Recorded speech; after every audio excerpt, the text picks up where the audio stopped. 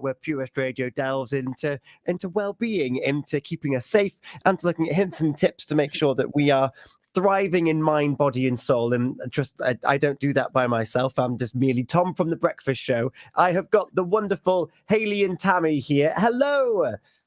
Hello. Lovely to be back. It's great, isn't it? It feels simultaneously like yesterday and also the longest time ago that we were here together. Hayley, give us a flavour as to what you've been up to so far between the end of November and the beginning of December. I actually am not sure. I am so busy at the moment. I feel like I'm chasing my tail. But my daughter's just gone away on an all expenses paid trip with college. She is away now until the 19th of December, and that kind of pressure of taking her to Cardiff and all that kind of stuff is eased a little bit. Oh. But I'm not looking forward to getting back into that pattern in January. No, and in fact, we're going to touch on that a little bit later on. Before we do that, Tammy, good evening. How have you been over these last couple of weeks? Just busy with work, but going into that Christmas school chaos that happens. So I've come from a Christmas concert, a Christmas play this evening. So I'm feeling really festive. Oh, nice. What was a standout? Was there a performance, a song that's got you fully into festive cheer? Not the song, but I'm going to have to be that kind of like that proud moment as my daughter was Mary. Never been Mary, always been the angel. Oh, wow. Well, big congratulations. Very proud moment. That's so sweet. I remember going to see my niece. And there is that wonderful moment, is there? You get to share that. And did you lock eyes? Was there that moment? They're looking, and then they see you. You're there. Yes. And they also, she saw me crying. They were happy tears, but I was that blubbering parent. Nothing wrong with that. So apologise to everyone who was there tonight. Were you a loud sobber? It's such a wonderful moment. I was trying to be really quiet, but did get some strange looks from people next to me. But yeah. Anyway, so that's me. Lovely. That's a good moment. And we're not only are we live on your smart speaker, PWR app and online, we're also on our social media. So hello, if you are watching us, you get to see what we're doing. And also, we've got a little group chat where we hatch plans together for this show. And you might notice, particularly on Hayley's, she's got rocking around. I wonder what the rest of your jumper says, Hayley. The Christmas tree. Hey! We've all done something a bit festive this evening. So rocking around the Christmas tree. Tammy with Let It Snow. And it's Christmas because it's got like these bubble hats at the bottom that look like Christmas trees, but it's mainly a skiing scene. However, for those of you watching on your social media, it lights up. It's like the big switch on. So good. It is, yeah. Woo, Merry Christmas. And that is the theme that we're going to start off with here this evening. We're going to be looking at New Year's pressures, as we've already alluded to. And we've also got some great interviews from the likes of Marie Curie support line and also from nutritionists and those trying to deal with travel stress in particular. So we've got all of that still to come on the show. But it is that time of year. All three of us have just mentioned, or certainly you two, but trust me, I'm in the same boat, have just said how busy and pretty much on the cusp of overwhelming this time of year can be. And Hayley, do you want to just to build a little bit on that point, as that you're now in fact, you're on the precipice, your daughter's gone for the moment. So you've had this build up and now it's released. How's that making you feel now going into these last couple of weeks and into Christmas particular? I often get like this around Christmas time. I'm looking forward to being off. So I only really ever take complete rest when I'm on holidays in the summer and Christmas. So anything in between is quite a long time. So I'm really winding down for Christmas. I'm actually working up until the 21st, which is highly unusual for me. But I'm working with the school holidays. So it's just about making sure that on a daily basis, I do some meditation, I do some journaling, and I make sure that I'm keeping that practice up, which isn't always easy when you're busy. I completely agree with you. And I'm going to bring that meditation, that journaling back round at some point during this evening. Tammy, also exceptionally here, there and everywhere in this build up to Christmas. And you were saying that, like, we talked about similar things last year, but it's the same old, same old. The year comes round in the blink of an eye, and all of a sudden we're back in this pressure cooker of everything happening at once. Oh, absolutely. I mean, it can be that really exciting time for people. So you've got that wonderful Christmas cheer going on, but at the same time, it can be a struggle. So people can be faced with that festive fear of not having enough time to do X, Y, and Z, for example. And it comes with that dose of stress, unfortunately.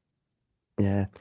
Festive fear, I'll be honest, that I hadn't heard that term until you coined it in our little chat.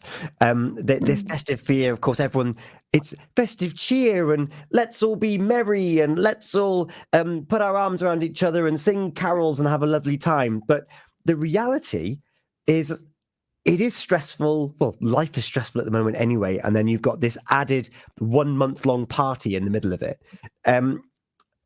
Hayley, coming back to you, that's a lot to carry, particularly in a year that feels like it has gone in the blink of an eye. And it really has, isn't it? It feels like we were just sitting here doing this kind of show last year, just a minute ago. I think for me, it's about not waiting for the pressure to build, because what people have a tendency to do is allow it to build until it gets so bad that you're overwhelmed and then you're stressed and you're shouting at people.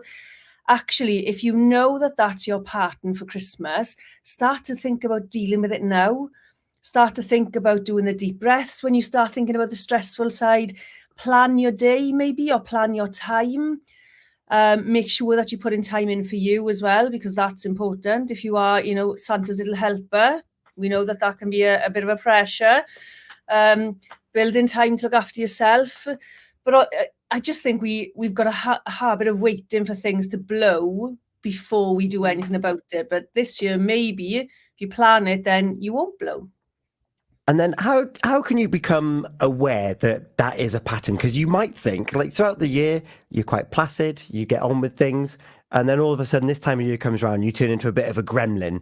It was like, don't do that, quick rush over there. Oh, I can't believe you didn't do that. How can we become aware that that's who we are, or that's who we become at this time of year? I'll go to Tammy.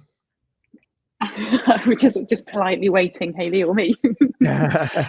It's really hard because unless you actually recognise it, if it gets pointed out to you, you're just going to keep doing the same thing, and expecting the same results. So again, it's about just perhaps recognising your triggers, recognising that it is a time where you are going to feel overwhelmed. At the same time, recognising if the triggers are going to be from family members.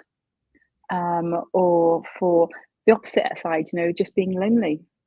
We think about it just being surrounded by people and the chaos that comes with it.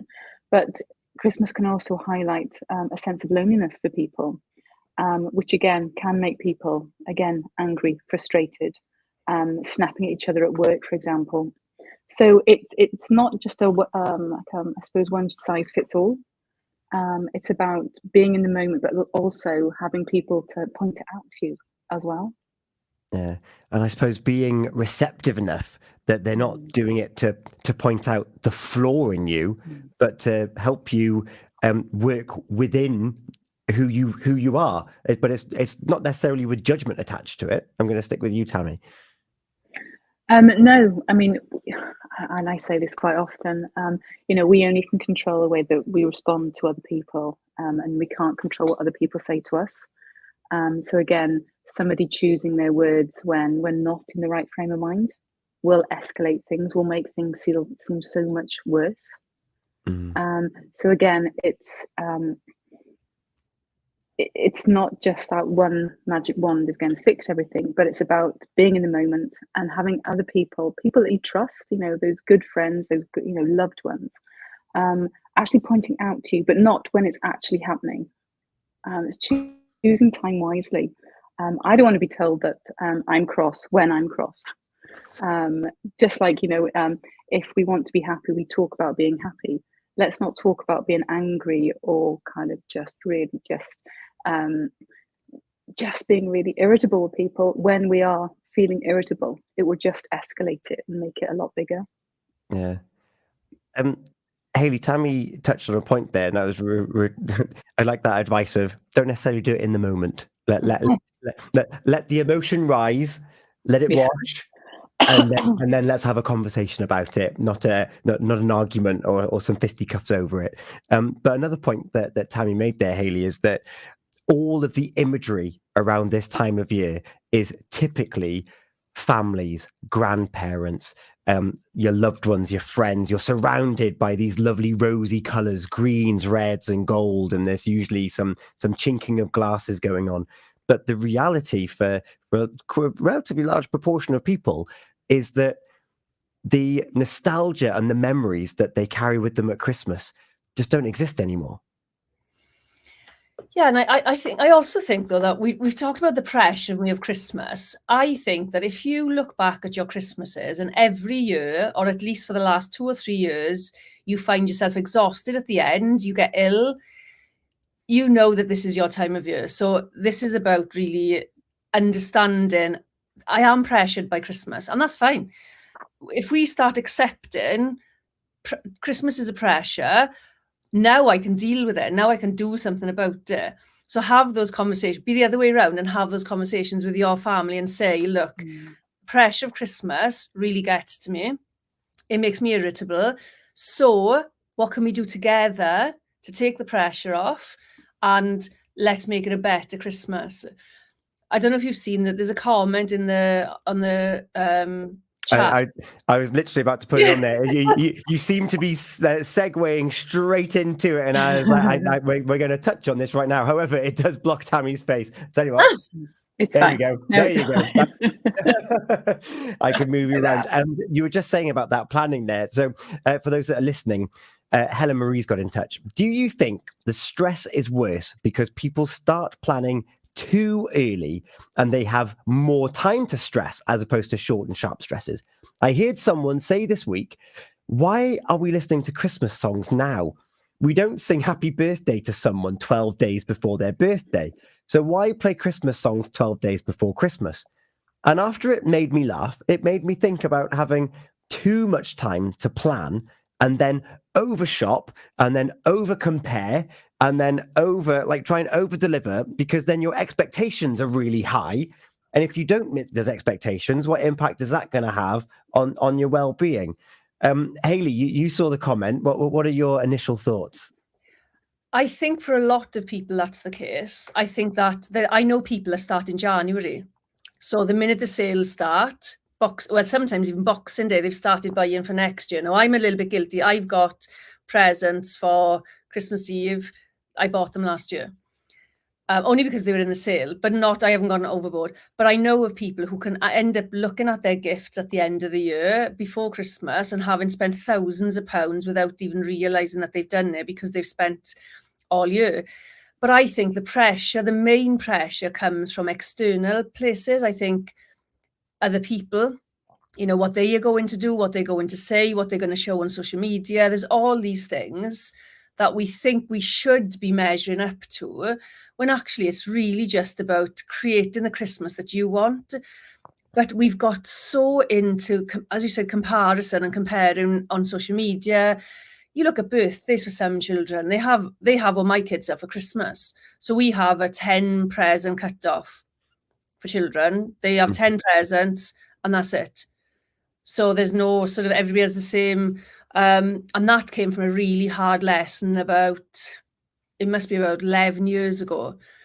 And I had quite a bit of money at Christmas time. I spent a lot of money and it was not appreciated in any way, shape or form.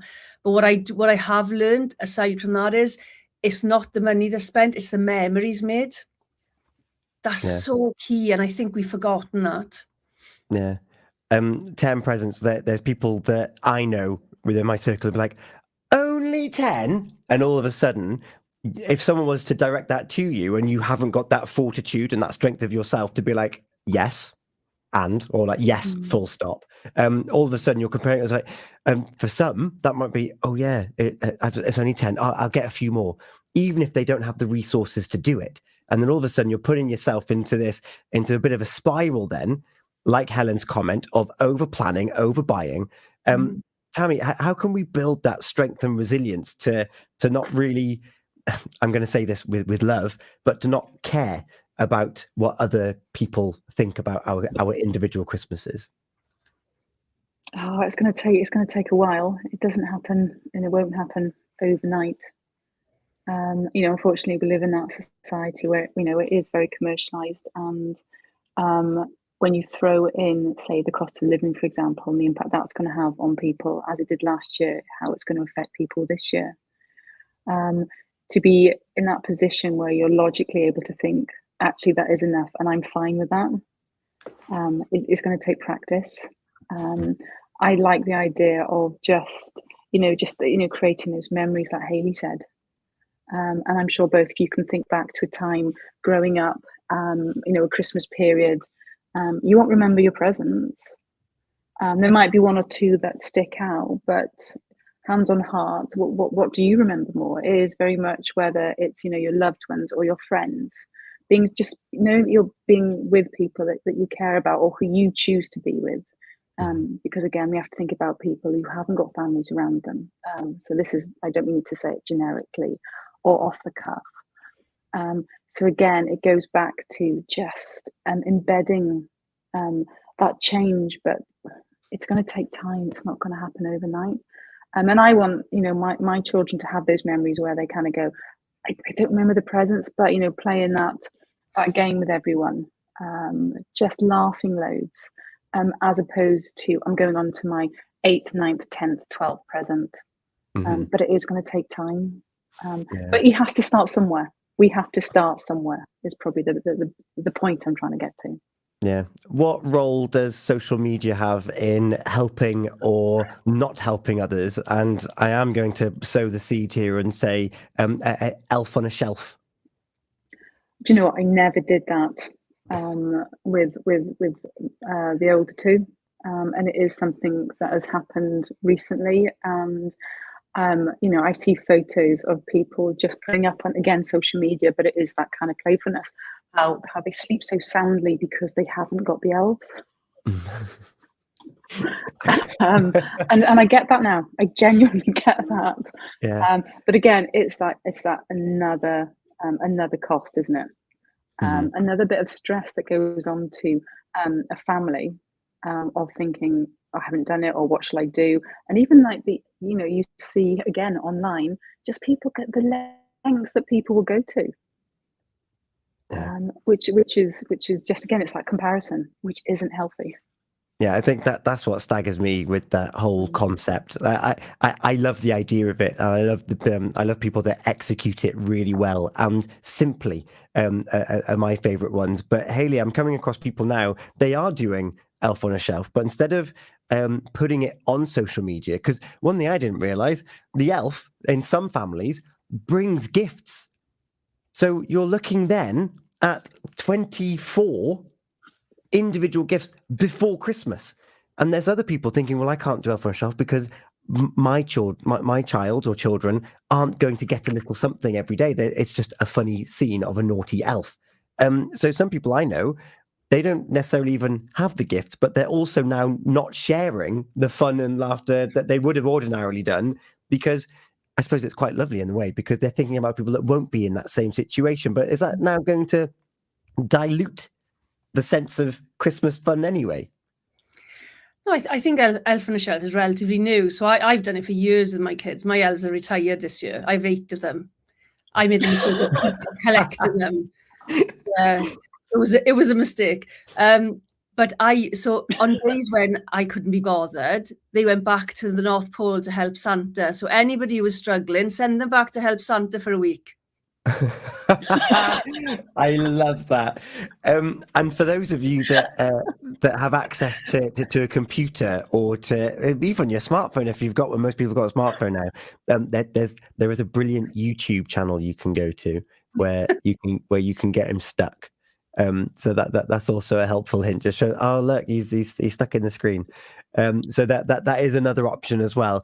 And then, of course, this is Elf on a Shelf. This is then the lead up. And then you've got Christmas Day itself. The whole year, particularly if you celebrate Christmas, because, of course, there's some people out there, Christmas is just another day. But you're being bombarded by all of the songs, all of the twinkly lights, including on my jumper. And it's, for want of another word, it's kind of like, well, so what? But then also, look what they've got. Look what they haven't got. It was like, well, I'm glad I did that in the summer. It's a real strange time for close-knit communities. Hayley, I'm going to stick with you. Yeah, I think it is. I think because I remember growing up in a community where Christmas was the same for everybody. So our village, they would go Christmas Day, the fathers would go down the pub and drink, and the mothers would stay home and make food, and the kids would go wherever they wanted to go. And it was a community of people doing that together, which meant that people weren't isolated and weren't alone on Christmas Day, because you'd have a couple of hours in the pub, children would all be together.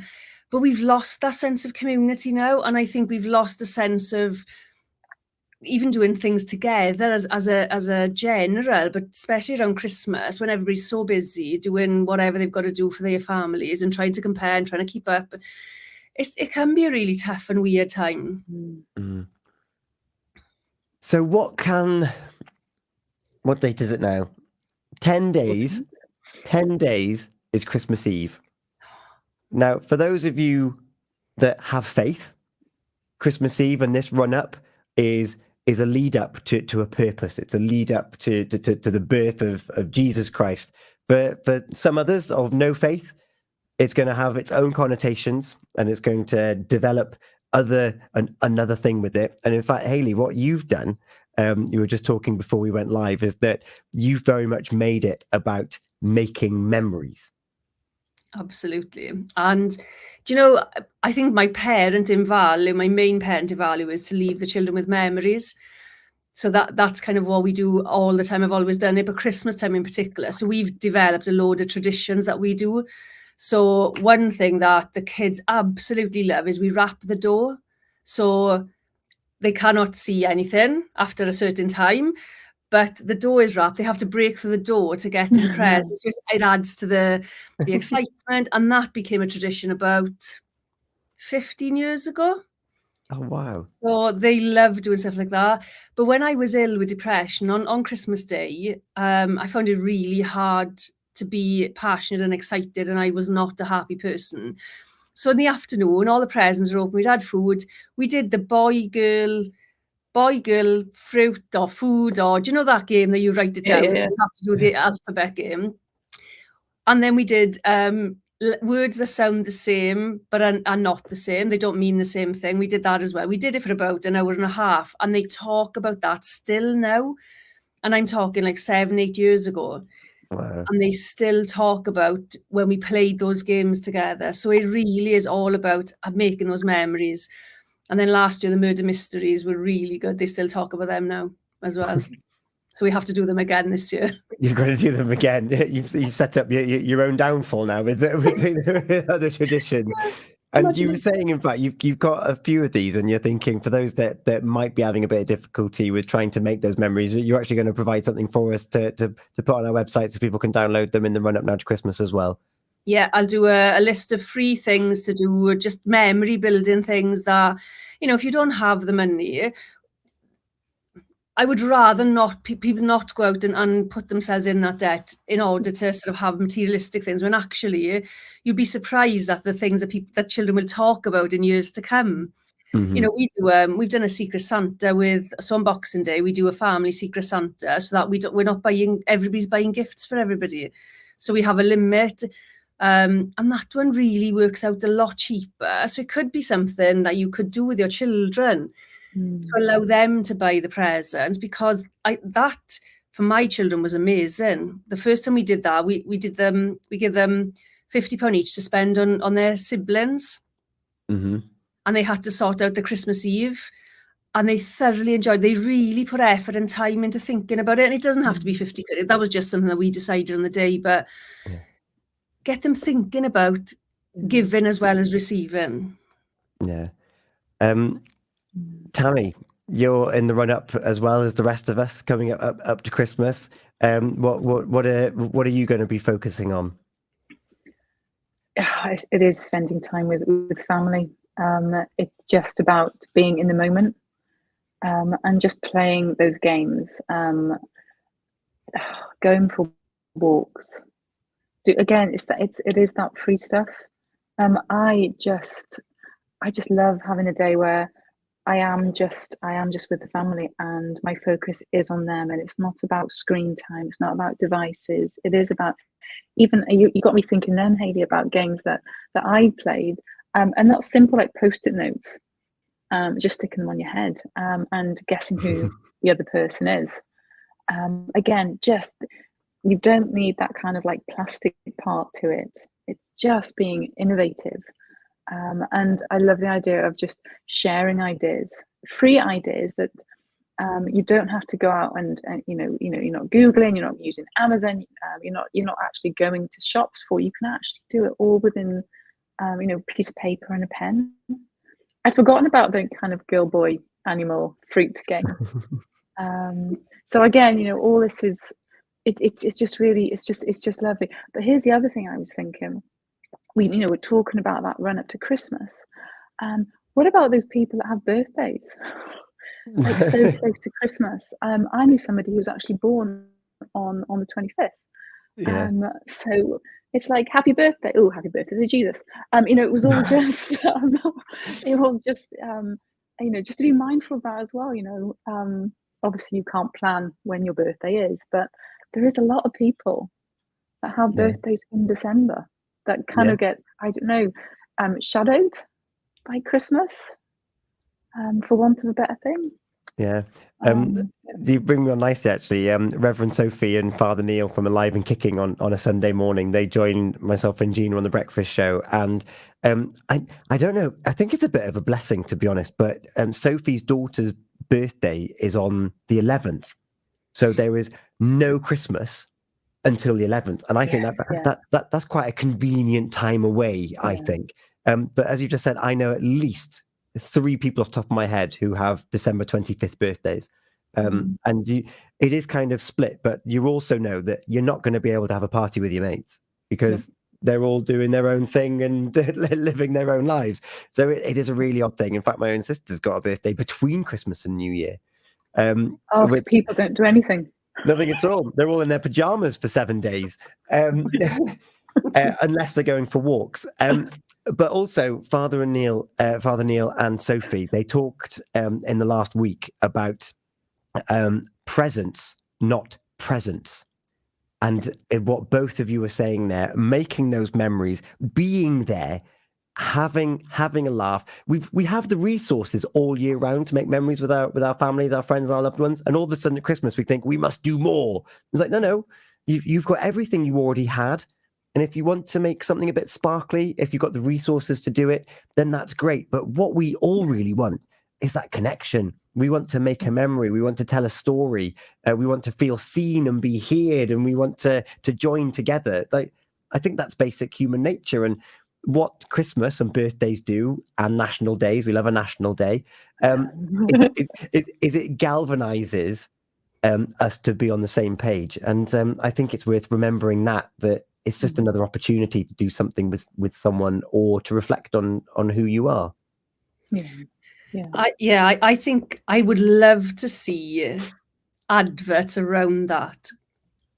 I would love to see retail putting adverts around making memories, as opposed to spend money on this and this and this. You have to have this, your child has to have this. Because can you imagine the impact of that kind of advertising on a nation where the pressure is literally taken off to buy the best of the next thing that, those products that come out, to just spend time with your family. I'm not saying everybody likes spending time with their family. Not everybody does. I get that. It's a pressure in itself for some families. But if you can find a way of spending quality time with people, it doesn't have to be quantity. It really doesn't. But imagine that was retail on the telly, on the radio. Those were the adverts we were seeing and hearing. Yeah. Oh, it would be transformative. The closest they get is loneliness, I think. And they look at social isolation is the closest they'll get, because marketing needs a return, an ROI, a return of investment. is what they're looking for. Oh, those big businesses. I'm sure that they have. I'm sure that they've got good corporate responsibility packages, and they do their best. And going back to a point that Tammy made earlier as well about spending and resources, please don't put yourself in a situation where you're going to find yourself short January, February, March, April, May. Going further back to what Hayley said, people planning for next Christmas in January, that's when the mail order catalogs come out. He's like, spread the cost of your Christmas. Yeah. They'll come out. If you're not in the position to do it, don't put yourself in a situation that's going to put you in more danger. Throwing back to my former life as a debt advisor, it takes a long time to clear a debt on a fixed income. So if you can avoid it, please do. And if you are in that situation, and that's adding even further to stress at this time of year, please do seek advice. There's lots of free agencies around. Off the top of my head, our friends at the Community Hub, House Citizens Advice, that may be able to support you. If you've been impacted by what we're talking about so far, and in particular on that Christmas day, you'll hear later on from Anne Harrod from Marie Curie. If you are feeling loneliness, if you don't have that person that helped make those memories and create that nostalgia, you're going to hear from Marie Curie, just one organisation that's providing support over the festive period for you as well. So be sure to stay tuned and listen to that, or listen back after the show has aired. You've got Christmas on one day, and then a week later, it's New Year's. We're going to be talking from one pressure straight to another. Tammy, New Year's and New Year's resolutions. We are going to take a moment, but just a very quick synopsis. For me, I'll start and I won't be able to stop. For me, the pressure we put ourselves on for that golden 1st of January, where we're going to change the way that we behave or think or eat or drink. That's going to be the day. It's that golden day where everything happens. When we all know that we can start that right now. We could start that last week. So the unnecessary pressure of New Year's resolutions that don't last. Hayley. Yeah, I think it's about changing our perception of when we can change things, and let's ease the pressure up between Christmas and New Year. Let's ease the pressure up. I like that. We're going to take a moment with a Christmas song. We've gone for Wham with Last Christmas. Stay tuned though, on your smart speaker, on your mobile app, or your tablet, online. We are going to be back on social media, but we are going to take a little moment and we're going to flash forward to next year, which is only 2 weeks away. Yeah. Oh my goodness. Yeah. We'll be back very shortly. It's 20 to 10 already on Healthy Minds, Better Lives, with me, Tom, Tammy and Hayley.